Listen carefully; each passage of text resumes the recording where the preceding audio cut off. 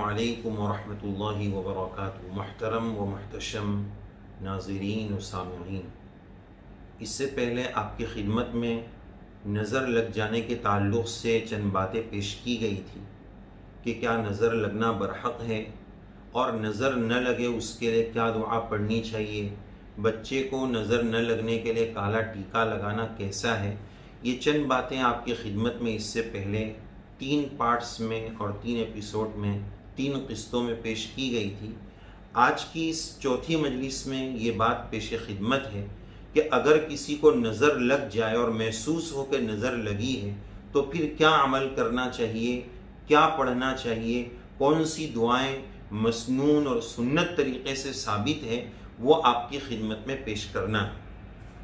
بہت سارے ساتھی اس تعلق سے یہ بھی جاننے کی کوشش کرتے ہیں اور جاننا چاہتے ہیں کہ پتہ کیسے چلے گا کہ نظر لگی ہے۔ طبیعت بوجھل ہو جائے، طبیعت بھاری بھاری لگنے لگے، یا بخار آ جائے، آنکھیں بھاری ہو جائے، طبیعت بھاری ہو جائے، ان تمام علامتوں سے محسوس کیا جا سکتا ہے، اندازہ لگایا جا سکتا ہے کہ نظر لگی ہے۔ کوئی یقینی بات نہیں ہے، لیکن اگر اس طرح کا دل کہہ رہا ہے کہ نظر کا معاملہ ہے تو اس طرح کے اعمال جو مسنون اعمال ہیں، نبی کریم صلی اللہ علیہ وسلم سے ثابت اعمال ہیں، دعائیں ہیں، ان کو پڑھنا چاہیے۔ ان دعاؤں میں نور ہے، ان دعاؤں میں تاثیر ہے۔ ایسے موقع پر سب سے زیادہ اہم وہ دعائیں ہیں جو رسول اللہ صلی اللہ علیہ وسلم سے ثابت شدہ ہے۔ تو آج کی اس مجلس میں نظر لگ جائے تو کیا کرنا ہے۔ سب سے پہلی بات، اس سلسلے میں پہلا عمل معوذتین کا دم ہے، یعنی 2 قل اعوذ برب الفلق، قل اعوذ برب الناس، اور چاہے تو اس کے ساتھ سورہ اخلاص قل هو اللہ احد کو ملا لیں۔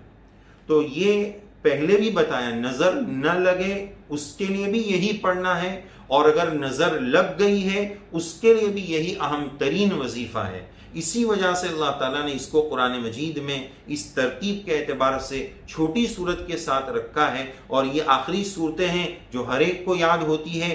اور اس کی اہمیت میں یہ ہے کہ اس میں ہر قسم کی مخلوق، انسان، جنات اور ہر طرح کے زندے مردے، ہر طرح کی چیزوں سے جو ہے پناہ مانگی گئی ہے۔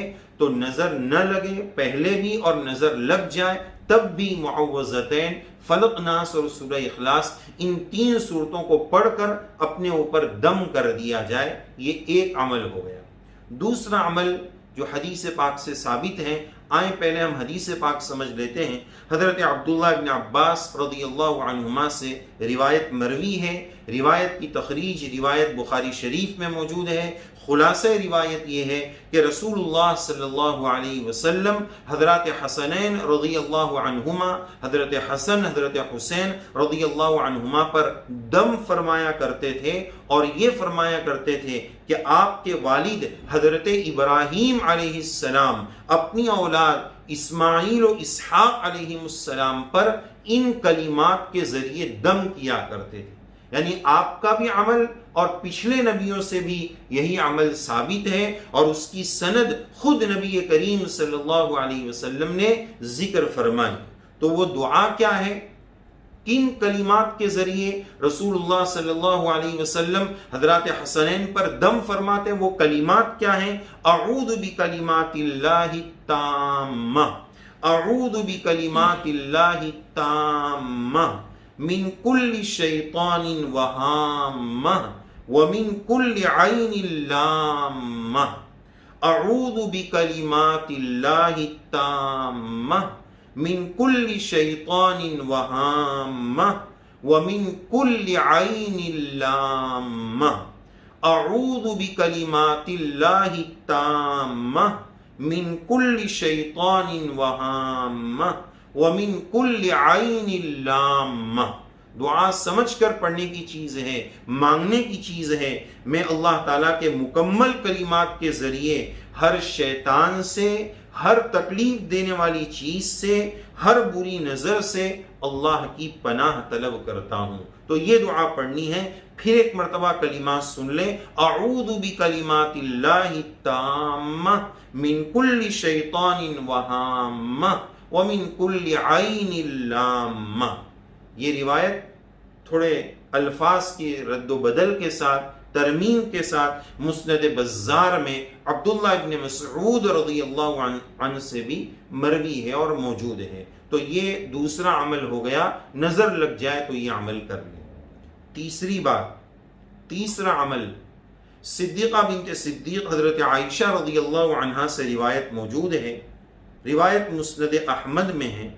حضرت عائشہ رضی اللہ عنہا فرماتی ہیں کہ میں نبی کریم صلی اللہ علیہ وسلم پر دم کیا کرتی تھی اور اپنا ہاتھ نبی کریم صلی اللہ علیہ وسلم کے سینے مبارک پر رکھ کر یہ دعا میں پڑھا کرتی تھی۔ وہ دعا ہم بھی پڑھ لیں، اگر کوئی بیمار ہو جائے، کسی کو بخار لگ جائے، نظر لگ جانے کے چانسز اور امکانات نظر آنے لگے تو اس طرح یہ دعا پڑھ لیں، امسح البأس رب الناس، امسح البأس، امسح البأس رب الناس بیدک الشفاء، امسح البأس رب الناس بیدک الشفاء، لا کاشف لہ لا الہ الا انت، لا کاشف لہ الا انت، لا کاشف لہ الا انت۔ پھر اسے دعا سن لیں، امسح البأس رب الناس، امسح البأس رب الناس، امسح البأس رب الناس بیدک الشفاء، لا کاشف لہ الا انت۔ اے لوگوں کے رب، تکلیف کو دور فرما دیجئے، اے لوگوں کے رب، تکلیف کو دور فرما دیجئے۔ شفا، بیماری کو دور کرنا آپ ہی کے قبضے قدرت میں ہے، آپ کے علاوہ اس کو کوئی دور نہیں کر سکتا ہے۔ یہ دعا پڑھ لیں، پھر ایک مرتبہ سن لیں دعا کو، امسح البأس رب الناس بیدک الشفاء، لا کاشف لہ الا انت۔ یہ دعا پڑھنی ہے جو حضرت عائشہ رضی اللہ عنہا رسول اللہ صلی اللہ علیہ وسلم کے سینے مبارک پر ہاتھ رکھ کر پڑھا کرتی تھی۔ گھر میں اگر کوئی بیمار ہے، شوہر بیمار ہے تو بیوی یہ عمل کر لے، بیوی بیمار ہے تو شوہر یہ عمل کر لیں، بچے بیمار ہیں تو ماں باپ میں سے کوئی عمل کر لیں، ماں باپ بیمار ہے تو اولاد یہ عمل کر لیں، اور اس طرح اس سنت پر عمل کر لیں۔ ہمارے پاس شریعت میں ہر قسم کی دعا اور دوا موجود ہے، افسوس اس بات کا ہے کہ ہمیں اس کا علم نہیں، اور علم ہے تو عمل کا اہتمام۔ چوتھی بات، چوتھا عمل جو روایت سے ثابت ہے، روایت کے راوی ہے حضرت ابو سعید خدری رضی اللہ عنہ، اور روایت موجود ہے مسند احمد میں۔ جبرائیل علیہ السلام نبی کریم صلی اللہ علیہ وسلم کی خدمت اقدس میں عیادت کے لیے تشریف لائے اور دریافت فرمایا کہ کیا آپ بیمار ہیں؟ پھر نبی کریم علیہ السلام نے اس بات میں جواب ارشاد فرمایا تو جبرائیل علیہ السلام نے آپ صلی اللہ علیہ وسلم کے لیے یہ دعا پڑھی۔